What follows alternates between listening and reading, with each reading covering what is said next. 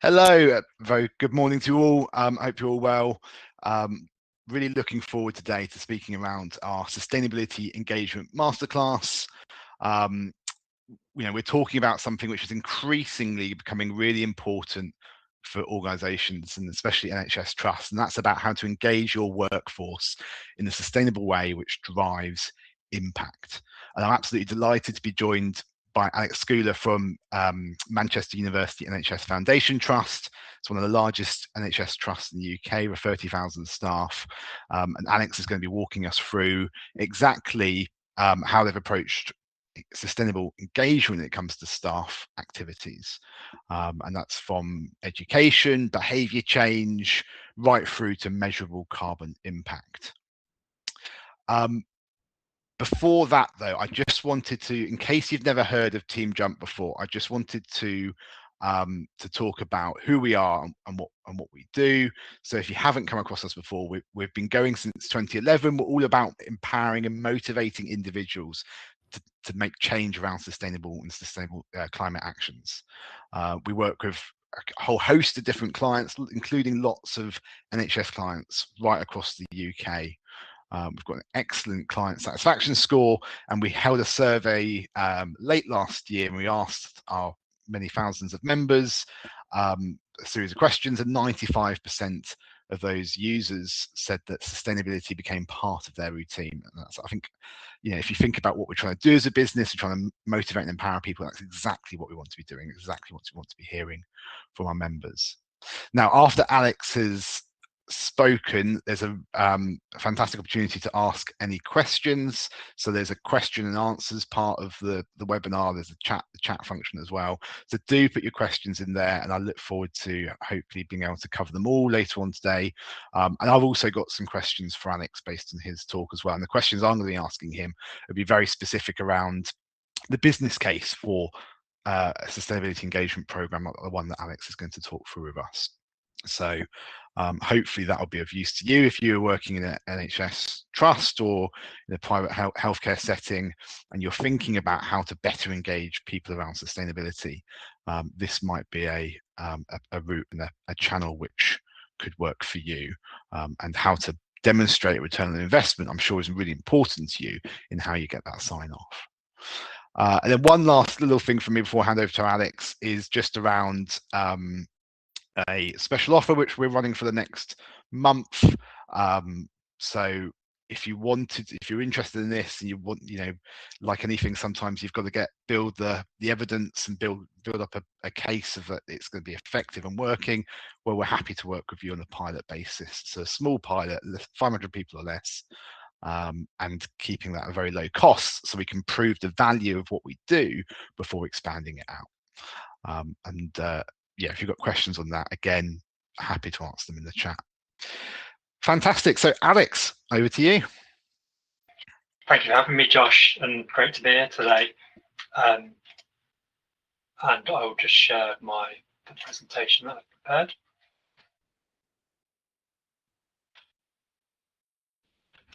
So my talk today is green staff engagement at Manchester University NHS Foundation Trust. Bit of a mouthful, I know, so from now on I'll call us MFT. And my role as Sustainability Officer, and a major part of my role is staff engagement. So I'm going to be talking about a number of things today, is how we engage our staff and how it's evolved. So a few facts and figures about MFT. We've got the equivalent of 30,000 full-time staff, and that's across 6 hospital sites. Our central Manchester site actually has 4 hospitals in one site. That's by far our largest site, and it's a regional centre of excellence for a number of medical disciplines. So we get patients from all over, both Greater Manchester, the Northwest region and beyond. Our hospitals are in the Manchester and Trafford Council areas. So as all those stats suggest, we're a very big provider of hospital services. We have 1,400 emergency department attendances a day, 150,000 operations each year, over 500,000 tests and investigations each year. And within our services, including maternity at 3 of our hospitals, we have 17,500 babies born each year, which is equivalent of 49 a day. And that last year, that included 200 sets of twins and 3 sets of triplets. Just some fun facts there for you. So if you think, I think to put in some context, globally, the healthcare sector is 4.4% of global emissions when it comes to carbon dioxide equivalent. And in the UK, the NHS makes 4% of UK's total emissions. So that's 25 million tonnes of carbon dioxide equivalent each year. If you think that the global health sector is 4.4% global emissions, aviation is responsible for 2.5%. So we are bigger than aviation. Global health is bigger than aviation, which is really surprising statistic. And then when you look at the country of Denmark, the NHS has the same carbon emissions as that whole country. So it kind of really puts it into context as to how, although the NHS is fantastic for when it comes to health, we realise we are a major emitter of greenhouse gases. So a question for those who are joined on listening today, and it'd be great if we have a poll for this. When it comes to the areas of carbon footprint, would you like to guess, or if you think you might know, which area is responsible for the largest proportion of MFT's carbon emissions?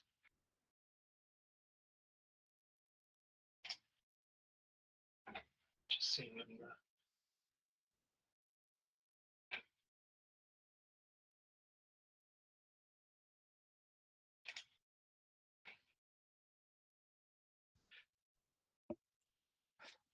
I think that's everyone voted, Alex. Can you see the results? Brilliant. Yeah. Yeah, perfect.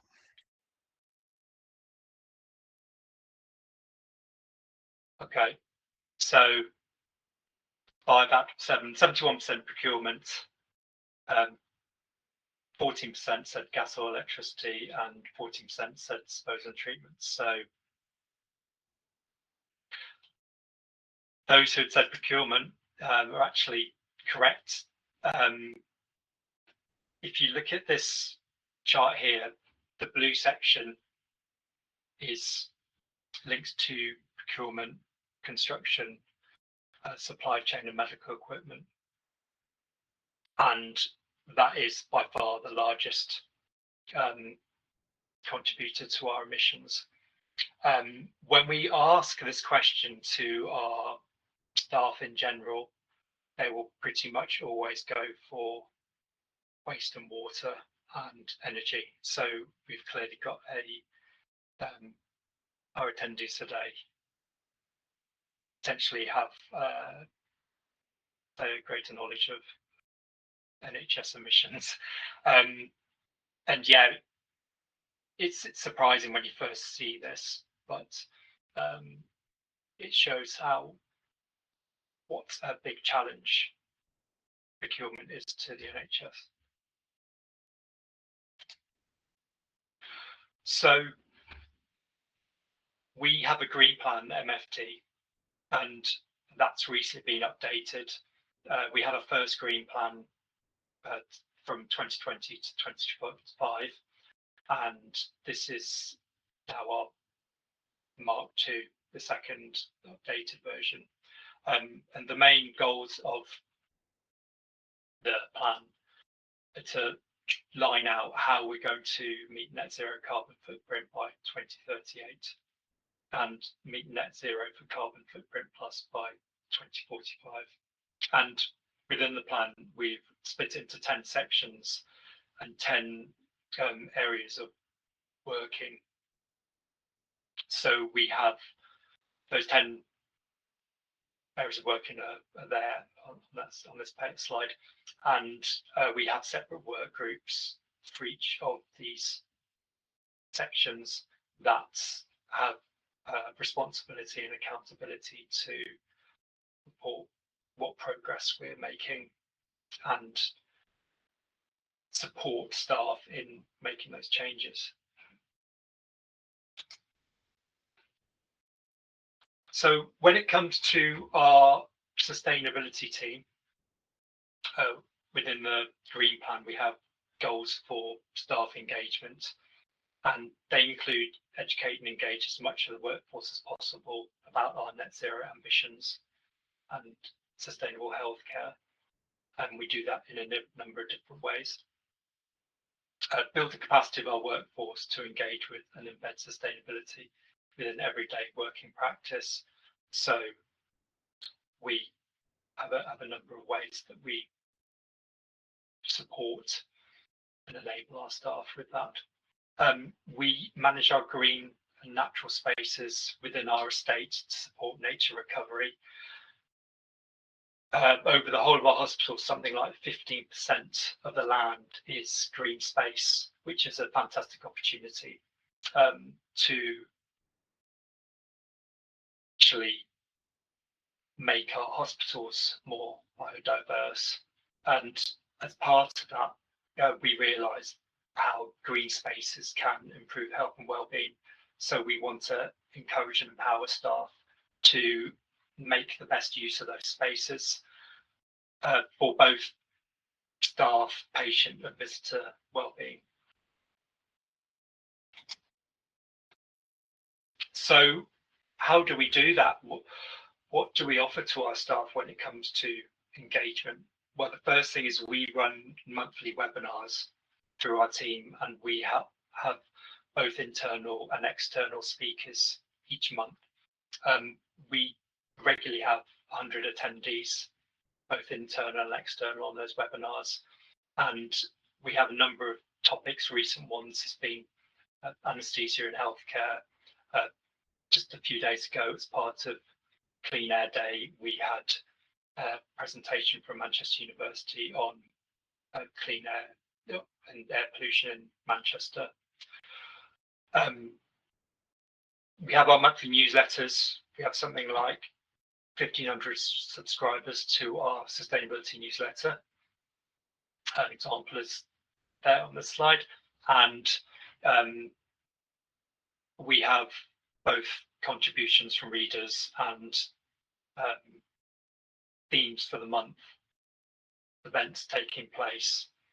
We have updates on what we're doing for Green Rewards and other engagement programs. We also have direct staff and student engagement sessions. So they could be from when we're doing introductory presentations regarding sustainability at MFT. It also includes where our team will actually go towards to meet staff and tell them about our engagement programs and specific time-based programs that we're running. A really good example of that is our last year Tiger Waste program, where we were working with staff to communicate the importance of putting wastes in the right bins. Basically, a lot of infectious waste, a lot of non-infectious waste was going in infectious waste bins, and that was costing both the carbon output, because that infectious waste is, as many will know, a lot more carbon intensive to deal with, and also it's more expensive. So we had a lot of success in that program in supporting staff to learn about tidal waste. We have online sustainability learning modules. So those include an introduction to sustainability, introduction to waste management, and also there is a dental specific sustainability module. And then carbon literacy learning is something that we do on a regular basis with staff face to face. And as part of that, they will learn basics about carbon literacy and also come up with their own goals as to how they will support our sustainability agenda. So when it comes to taking action, we have a number of programs, Green Rewards being one. We also have our Sustainability Advocate program, which now has over 150 staff joined. And that is a program where it is basically staff who are wanting to be a champion for sustainability in their work area, and it's from simply putting up posters in their work area to having a mini project where they've said they would like to have make a sustainable change in their work area, and that could include brightening up their garden in their workplace. It could be to do a waste project, and we also have a program where those mini projects are formalized. So it's called our Sustainable Excellence Program, and each year a work area will submit a plan to actually say what difference they're going to make for the sustainability project. And in the past, we've been able to offer mini grants to support them in doing that. Biodiversity initiatives. So it does link to what I previously said about staff and ward areas brightening up their gardens, potentially putting in volunteering time. And it's also where we've identified larger areas in our trust, green space. An example of that is where we've planted trees and also identified woodland areas that can be either replanted or improved. And we also, as part of those, we would put a direct call out to staff to get them involved when we have, for example, volunteering days. And that there's a picture there that from a volunteering day where staff have given up their own time to actually support the clearing of woodland or the improvement to a garden. And here is just some examples of the communications that we've created. These have been produced as posters, so staff can put them in their work area. We also have these as people can put these as footers on their email. They can put them in their own workplace newsletter. So our Green Rewards program has been going since 2019, and we have something like 2,500 members joined up now, which is fantastic. We have methods of how we sign up staff and also how we retain them. So signing up, we have information in our induction program to basically explain the benefits of Green Rewards, and people can sign up there and then. We also have information in our as I said, in our sustainability newsletter, but also we send out the information to site newsletters, our health and wellbeing newsletter, our rewards and benefit newsletter. So we try really hard to spread the message far and wide. And we also have a all staff newsletter where we will aim to get information in every couple of months to tell staff about the program, and also for those who've signed up, the updates to actions that we've made. And we're really kind of keen to make sure that we have regular updates to the program to keep it fresh. We've had shorter term campaigns in the past, so that's included Cycle Club. So having cycle specific actions, encouraging people to start cycling to work or continue cycling to work if they already are. And then we've also had a energy saving campaign, which was based around saving energy both in the workplace and at home. We've had clinical specific actions, so that's included a gloves off program to reduce the number of gloves that our trust is using, and also clinical specific learning. And like I think many Green Rewards programs, we have monthly reward vouchers. 8 of those each month are for the highest scores, but we also have 2 drawn from a raffle. So for even those who aren't scoring high, there's still a very good chance of winning a voucher. And then we also hold the team prize every quarter, which adds competitive element when it comes to teams involved. I think also that helps encourage staff to get their team members to sign up as well. A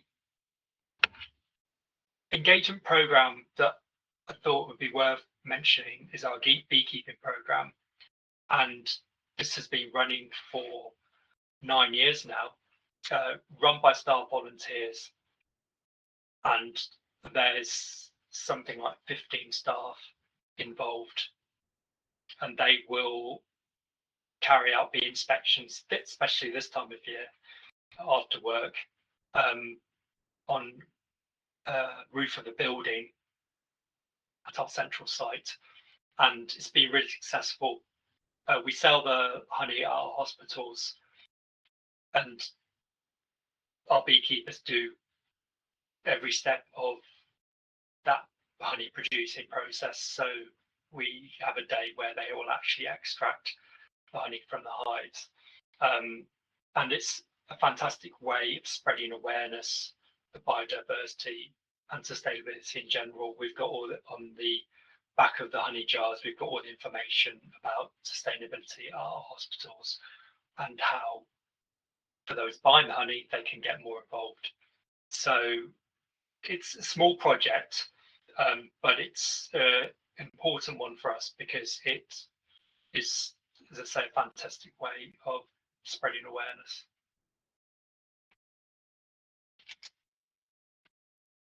And just some highlights from the past year or so. We've had 65,000 Green Rewards actions and 80 new sustainability advocates. So that program has really taken off over the past year. I mentioned the Woodland Trail. That was created at Wythenshawe Hospital with support from partners in the area. And we've had support from both staff volunteers and external volunteers to help create that nature trail. And the ultimate aim of that trail will be to be a place where patients, visitors and staff can get into nature and have time away from either their workplace or being on a hospital ward.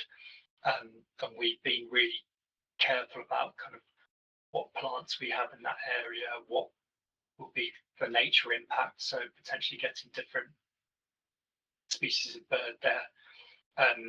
So that's been a fantastic success so far. I haven't mentioned it, but we have a reuse platform where staff can advertise items such as desks, office furniture, items that are redundant that can still be used by others. And we've had 250 items reused through that platform over the past year. And then we have a staff bike maintenance service. We have qualified mechanics who will come to our sites, something like 20 sessions per year. And last year we had 210 staff bike serviced. And we've also started a bike maintenance lesson service where staff can actually learn how to do basic maintenance. We know that often that can put people off from cycling because they're not sure how to change a puncture or adjust their gears. So that was a really good pilot to try last year, and that was really successful.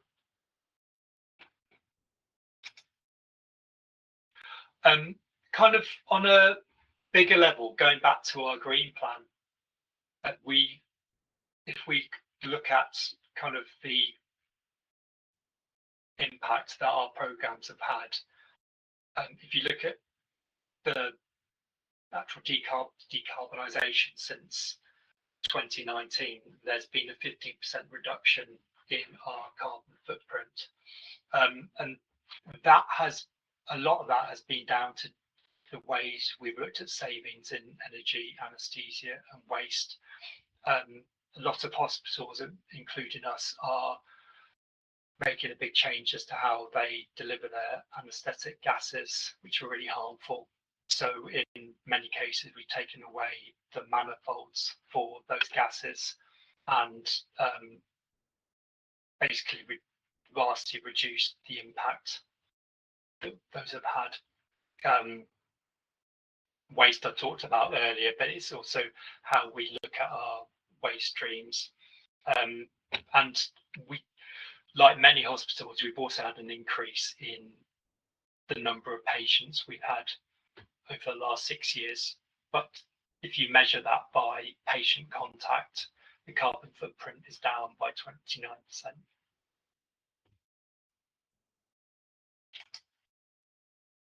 So just some stats about progress to date, and within a lot of these stats, staff engagement has been key. If you look at, for example, we've had over 7,000 walking aids returned through our walking aid reuse scheme, and we wouldn't have been able to have done that without support from our physiotherapy departments. The same goes for the 970 tonnes of clinical waste per year redirected into tiger waste stream. And the Gloves Off campaign, we've saved 7 million single gloves being used in as part of that campaign. So that was really successful as well. And the one I have been involved with as a beekeeper myself is the 150 kilos of honey produced by our bees over kind of the past 5 years. And here's some useful links if you want to look into more as to what we've done, what we're planning to do.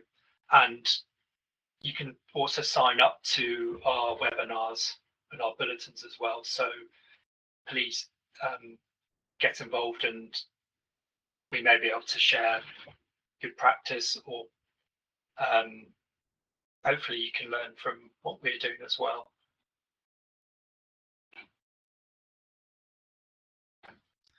thank you for your time. Thank you for having me.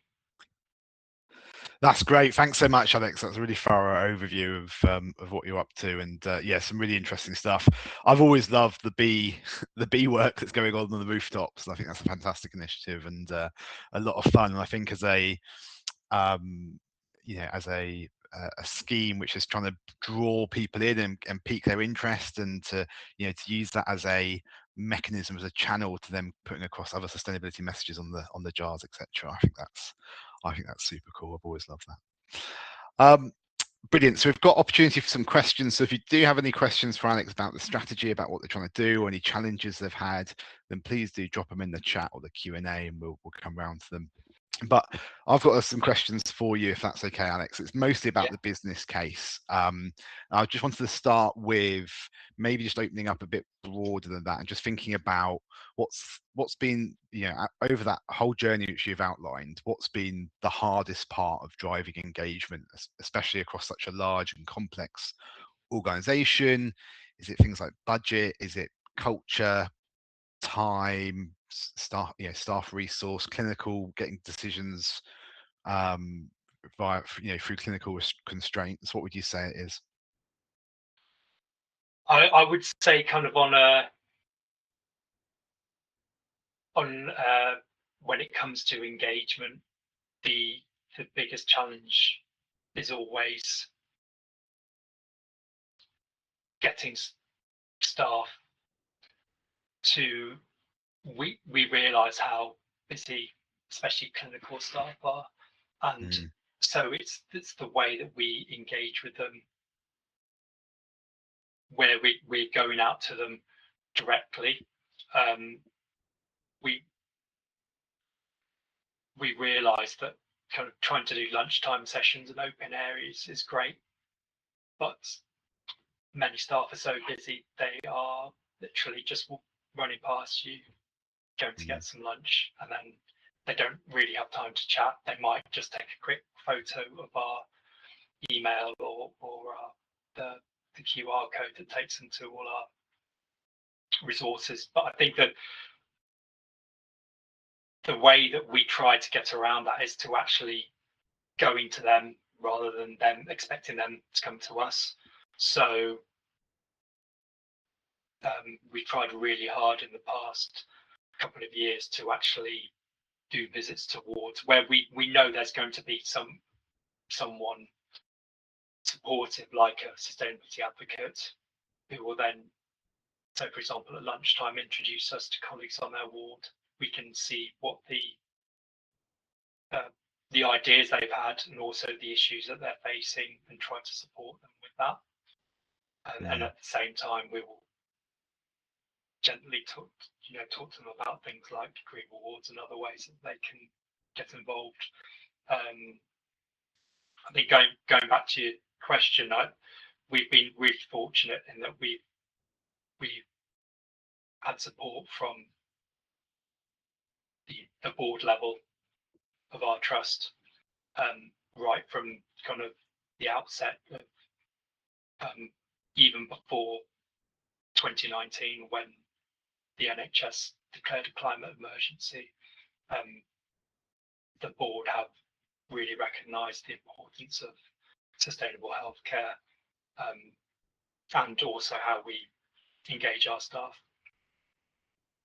Yeah, that's super powerful, isn't it? I'm sure some people dialing in today are probably very jealous of that, knowing that it can be difficult to get that engagement at a senior level and to get that recognition and attention on these issues. And I think just touching on the time, constraints around engaging with staff. That's something we see time and time again across the NHS, as you can well imagine. And I think that's why, I would say that programs like the Green Rewards program, which we run for yourselves, it's a Team Jump program. That's how it's branded within Manchester. That's why I think it gets so much traction. The 65,000 actions, for example. The reason why the staff have made the time to do that is because we've been able to go to them on their terms and fit around their schedules. So it's not like it's a fixed time where you have to engage with the application. They can do it via the app, via the website, at the time that they choose. So I think that's really powerful. And it obviously only takes, we don't want to take up much time. We want it to be short, sharp, snappy. We want it to take 30 seconds. We don't want it to be a laborious process, but they have to spend ages doing it, because we know these people are super time sensitive. Thinking about, I'll go back to that sort of stakeholder about the board engagement, but what do you think when you were initially talking to senior management, when you were first building the business case for staff engagement around green issues, what resonated most with those leaders? Was it carbon reduction? Was it cost savings? Was it staff well-being, or something else? I'd like to think all the things that you mentioned, actually. If you look at the trust strategy and the goals of MFT, we have the goal of helping people to have longer lives, longer and healthier lives, and sustainability is a major contributor to that, because if we have hospitals that aren't kind of set up for climate, we do have to consider climate change adaptation, but we also have to think that looking at kind of the things like, for example, sustainable travel, if we are encouraging our staff to where they can travel in a sustainable way, then that's making both them healthier, and also it's potentially reducing air pollution in the nearby area. If they're cycling or walking, they're going to be increasing, they're going to be supporting their own health. And I think also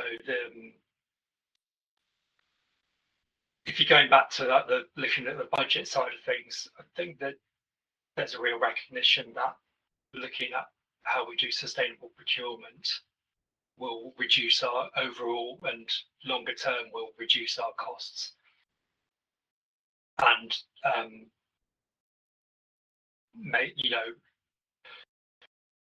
show that we are being, or not just show, but we will be a more sustainable organisation, because we are using less resources and we are working with suppliers that are producing these items in a sustainable way.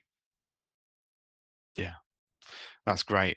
And then what about the measuring the return on investment of an engagement program like this? We know some of the outputs can be quite woolly and intangible. Are there specific metrics which you report back on, or outcomes that help justify the investment the trust has made? Yeah, certainly. Yeah, I mean, we look at the number of actions, and that's something we will report in our both our annual report and our quarterly reports to the board. We will think it when it comes to things like health and well-being. I think the ones when it comes to what staff who are cycling into work, it's fantastic to kind of use green rewards as a way of showing how many staff are being active, and that also has kind of really good links to our health and well-being programs for staff. And I think when it also comes to the kind of the more specific actions, how staff are supporting our programs, like our waste programs, and the one I mentioned, Gloves Off, if we can show that how we're using green rewards to promote those programs, I think there's a real cost benefit to that, because it's another method of how we're promoting it to staff. Yeah, and of course, as a trust, you'll have your own communication channels, but I suppose this gives you another route to reach those people, another tool in the the chest to be able to get the message out there and to raise awareness and raise the profile of those campaigns. So it's good that that's recognised. I think sometimes it can be people zero in on, okay, well, how much carbon's been reduced? Can we quantify that in as a line on the balance sheet? You know, can we quantify how much money's been saved? Can we quantify this? And actually, I think quite often there's much broader themes which occur from those communication channels and the benefits that you get, and as you say, also the co-benefits of some of the behaviors which we're influencing, and reducing air quality being a big one there. And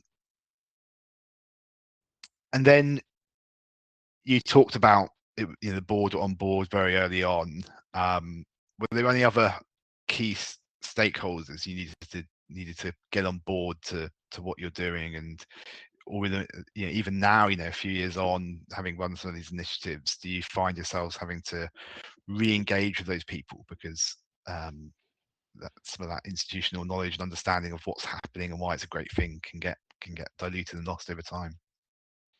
Yeah, I mean, there's certainly still challenges, and if you go back to our green plan, and I mentioned the 10 areas of focus we've got for those, and we have our strategic groups for each of those 10 areas, and it's kind of on a positive level. It's a fantastic way of engaging the staff that work in those areas into sustainability. I think that the challenge is sometimes when you can't, people obviously will move on from their roles, and so you then need to find a kind of a new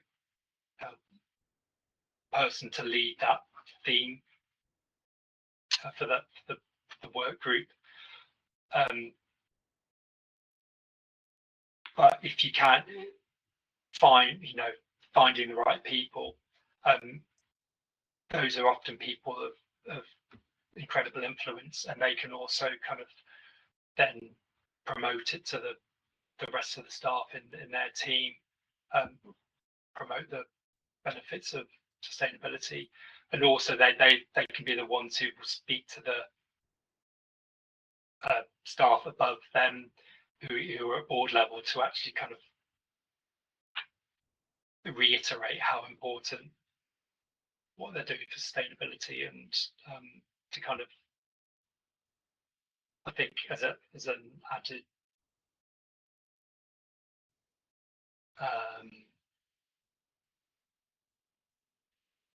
I think just to add to, when it comes to the board level, constantly reiterating how important sustainability is.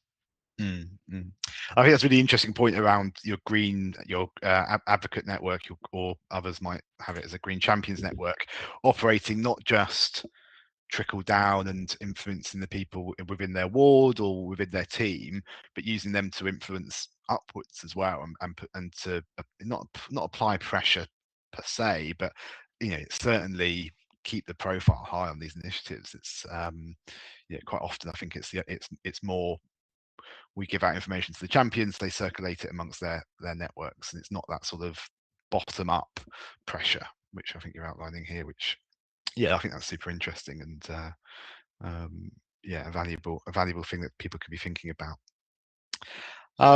If we were to flip this on its head, if there was a world where NFT weren't doing much work on this, what do you think the risk is for organizations when they're not investing in staff engagement as part of their net zero strategy?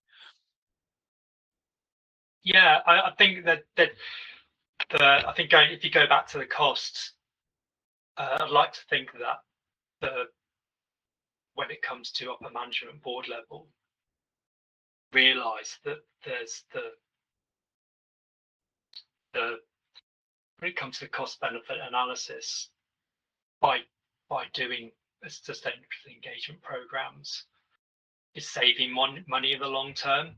And that's just not only kind of when it comes to engagement programs, but also like how we are looking at things like energy. For example, we've shown that employing staff in our energy team will then mean that we can save money on energy, because they are looking into how to kind of hedge funds when it comes to how we buy electricity. They're putting in bids for solar panels for from external government funding. So I think that's just one example of where if we didn't invest money, we're actually longer term going to lose out. So I think if you didn't invest money into sustainability programs longer term, that's that risk of having to spend more. And then also going back to kind of the both climate change adaptation and how we support our staff and patients. Because if we can, we know that staff who are happier are going to be, firstly, working in a better way, but also more likely to stay with us. And same for patients, there'll be better patient results if we can have more sustainable hospitals. Yeah, 100%. No, that's great. That's really valuable. And then my final question for you, I think, is just if there were, organizations on this call where they might be starting their staff engagement journey, what's the top thing or top tip you have for them, or top thing you recommend that they focus on first? That's a really good question. I think wherever possible to actually engage staff from the outset, and I mentioned the kind of the induction programs is one of those, but we've also engaged directly with teams of nurses, where we nurses who have recently started at the trust, and we'll do a short presentation regarding sustainability to actually explain kind of the key concepts of it, and getting those messages across so that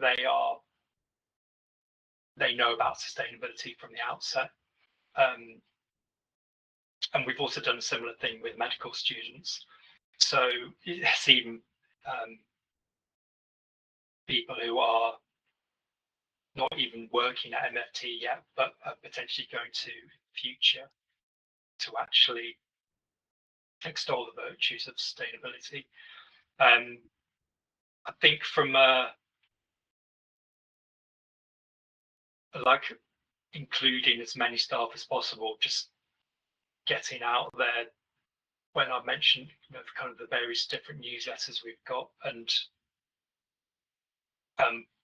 as well as doing that, looking at where you can get the champions on board level. Our chairperson, who actually recently left, was a real champion for sustainability and attended our annual sustainability conference and other events as well.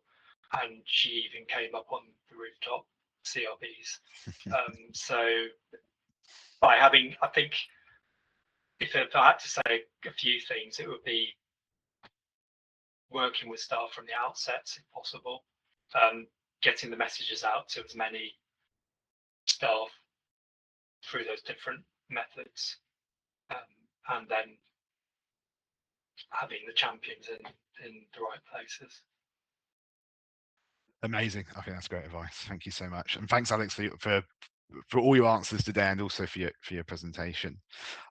Before we close, I just wanted just to wrap up.